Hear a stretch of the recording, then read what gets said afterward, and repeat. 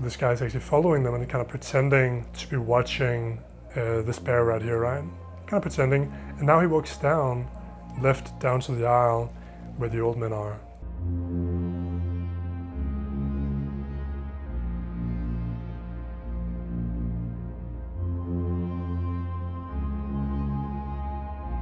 So the theory is that he is actually the one doing the dirty work, actually physically taking Helena, right?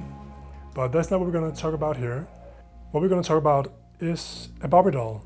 Not the Barbie doll that she's holding, but the Barbie doll, or rather Barbie dolls, next to her. Welcome back to the channel. Thank you so much to you guys who have been watching our 5-part series where we have been going through every scene of Eyes Wide Shut. In that series, I said that this was by no means an exhaustive analysis, and I really do mean that. When I look back on that, I'm like, I missed so many things. There was so much more that I could have talked about. But that's how it is when you watch a movie that is jammed, packed with symbols, subliminal messages, archetypes, what have you. You simply cannot cover it all in one go.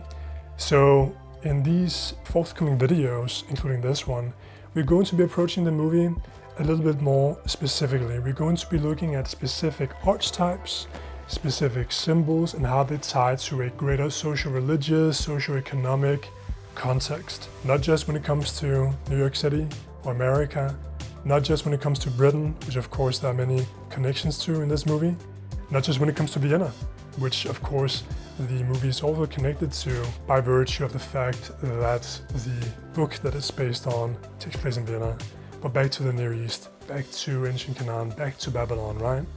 So this is a movie that explores a reality amongst the elite that has been preserved through not just centuries, but millennia. So we're dealing with a story that really taps into the story of Western civilization itself. So in this video, I would like to look at the priestesses of the story and the soon-to-be priestess of the story, Helena. So what we're going to do to sort of lay the groundwork is begin at the beginning and look at the goddess symbol that we see at the very start of the movie. And then we're going to skip ahead to the ending of the movie, because the movie is actually capped by an Ishtar star at the beginning and an Ishtar star at the end. The 8-pointed star and the 5-pointed star are in fact the exact same symbol. So we're going to look at those, and we're going to look at a thing that appears at the toy store that I didn't get to talk about. I've mentioned it in the comment sections below the video. Some of you guys would have seen my take on that, but I thought, why not dedicate a whole video to it? Because it's a pretty big deal, and it's basically going to give us the roadmap of where Helena will end up. So without further ado, let's start at the beginning, and then we're going to move to the end. And that is going to give us a very nice, holistic perspective on the movie and the archetype of the priestess and the journey of Helena. Any later than 1 o'clock. I'll hold our cab for you tonight to take you home. Thanks, Dr. Harford. You be good, baby. So this is very much the beginning of the movie, I would say, right? The previous scenes, we just kind of meet the main characters and get to meet the family Harfords. But this is really when the story begins. And the first esoteric symbol that we see is the staff Ishtar. For you guys who haven't watched the other parts, this is the symbol of Inanna, of Ishtar, the goddess of ancient Babylon. She was goddess of war and sex. And the priestesses in the temples of Babylon essentially personified Ishtar, right? And the reason why it has 8 points is because every 8 Earth years, Venus performs a 5-petaled loop that joined together forms a rose. And when you connect the 5 sort of petals of this rose, you get the pentagram, okay? And we see the pentagram at the end of the movie. So actually the 8-pointed star of Ishtar and the pentagram is one of the same symbols. The reason why the Babylonians preferred the 8-pointed star is because they were master mathematicians. So they were tracking sort of the orbits of the planets, how long it takes for them to perform certain orbits and whatnot. But the pentagram became more popular later. So remember that for now. The 8-pointed star of Ishtar and the pentagram is one of the same symbol. And of course, in this scene, we have Alice's head framed several times within the 8-pointed star of Ishtar, evoking that she actually is the high priestess, or once was the high priestess. Indeed, there are indications that she was a temple prostitute as well, that she has been at the mansion, right? She has all these dreams, these orgiastic dreams that could point to sort of maybe even repressed memories of what went on there that are bubbling to the surface, bubbling into her dreams, right? So many. I don't know how many I was with. And of course, the redheads in the movie form a archetypal journey, beginning with Helena. It's really pretty. It's old-fashioned. And by the way, there's so much going on in this scene. For instance, like there's some guys as well from the cult that we didn't even touch upon last time. There's an Italian walking around, young guy who's following them actually, and he actually moves down the aisle to the old men. So the theory is that he is actually the one doing the dirty work, actually physically taking Helena, right? That guy back here actually. So this guy's actually following them and kind of pretending to be watching this bear right here, right? Kind of pretending. And now he walks down to the aisle where the old men are. So last time we did cover the bear, by the way, and if you guys haven't watched the other parts, so the last part, then check that out. I actually break down the symbol of the bear here, some very disturbing stuff. But that's not what we're going to talk about here. What we're going to talk about is a Barbie doll. Not the Barbie doll that she's holding, but the Barbie doll, or rather Barbie dolls, next to her. In the other video, we did cover the upside down pentagram that we see here, right? You can see on the right here on Helena's left, right? Very significant that it's on her left.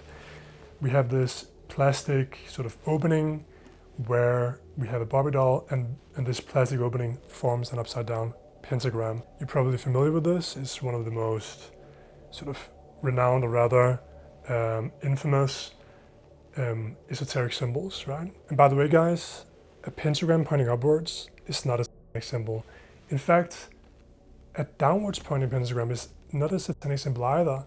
It was Eliphas Levi who made that association, okay? So we do have examples from ancient times where this symbol was used, the upside down pentagram, where it was not used in any satanic context.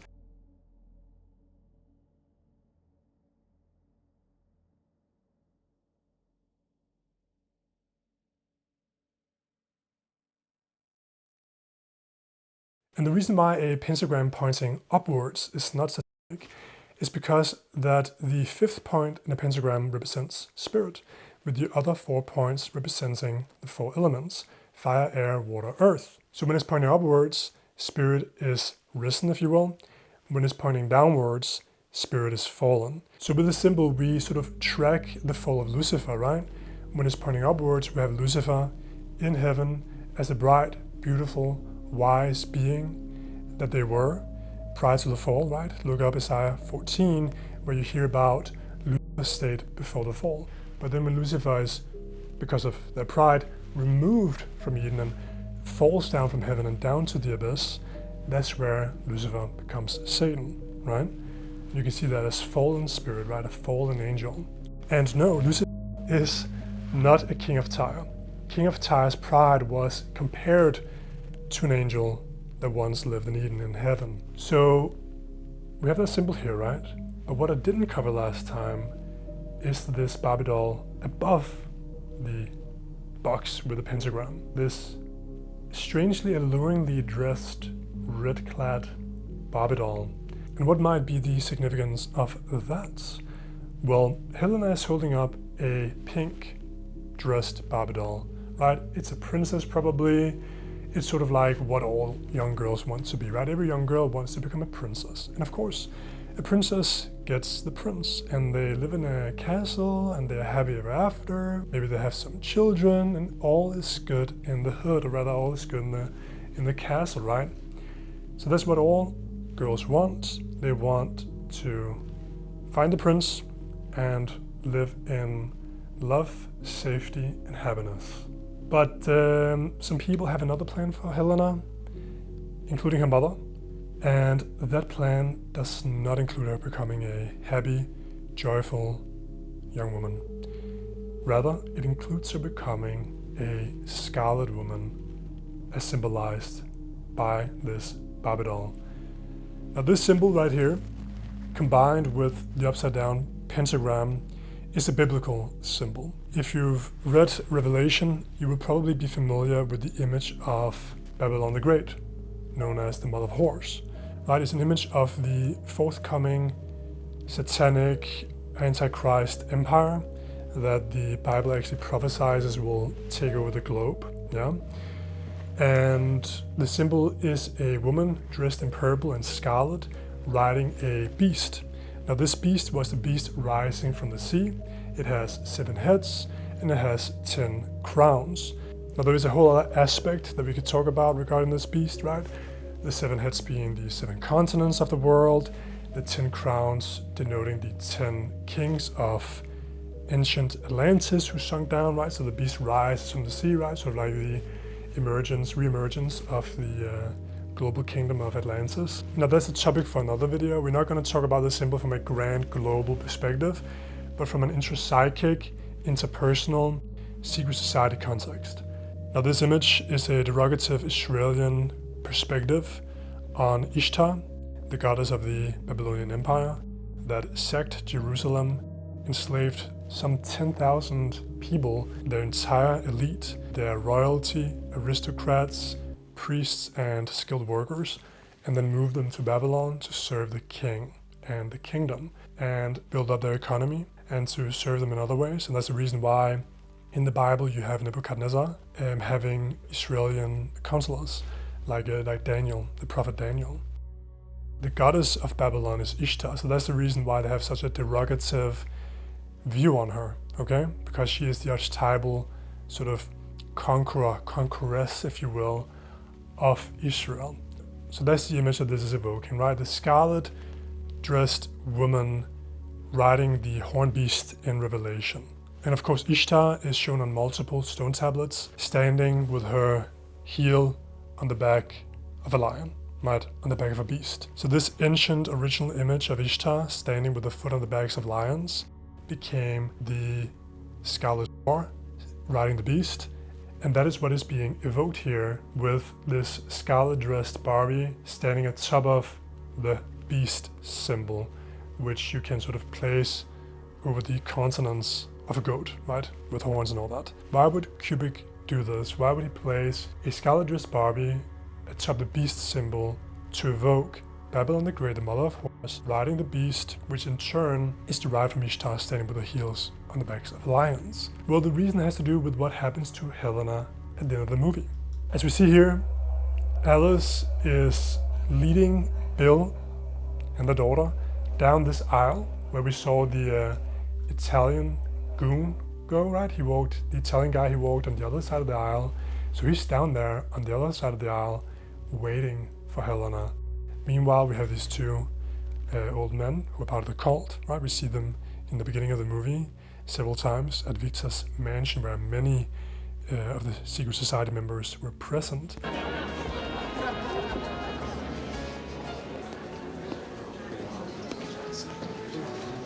We see them here, right? And they're going to take Helena, and Alice is the one handing her over. And we see that here. So if you haven't seen this before, we see her looking over the men and Helena following them. She looks back at Bill one last time, and that's the last time we see Helena. They stand and talk for like 3.5 minutes, never checking on the girl. You can see how full of sadness and shame that Alice is, because she knows exactly what is going to happen to Helena. And how would she know that? Well, she knows that because she's been through that herself, right? Throughout the movie, we have her being positioned as a priestess, right? We have her between the pillars, right? Like the high priestess in the tarot. We have her standing with her head framed by the 8-pointed staff Ishtar, right? The 8 points evoking the 5-petaled loop that Venus performs every 8 Earth years, right? So the pentagram and the 8-pointed staff Ishtar are one of the same symbols. So what is going to happen to Helena? This is not something that we discussed in the last video, right? I only wanted to focus on the movie itself, within the frame of the movie, with the beginning, middle, and end. Not anymore. But now let's look beyond. Now, when people try to figure out the future, they naturally, quite logically, project their thoughts into the future, right? They try to imagine what is going to happen, right? But sometimes to foresee the future, we have to go back in the past. And in this case, we have to go back to the soil from which this symbol derives, and that is Babylon. So in ancient Babylon, we had the goddess temples, right? The Ishtar temples. And in these Ishtar temples, we had priestesses who were temple prostitutes. And these women were highly, highly, highly revered, right? It's not like today where we have a very lowly perspective on sex and women who are sexual and sexually expressive, right? These women we very much look down upon in today's society, which is a byproduct of, centuries of demonizing sex and demonizing women as embodiments of Shakti, of this sensual cosmic energy that flows through the entire universe.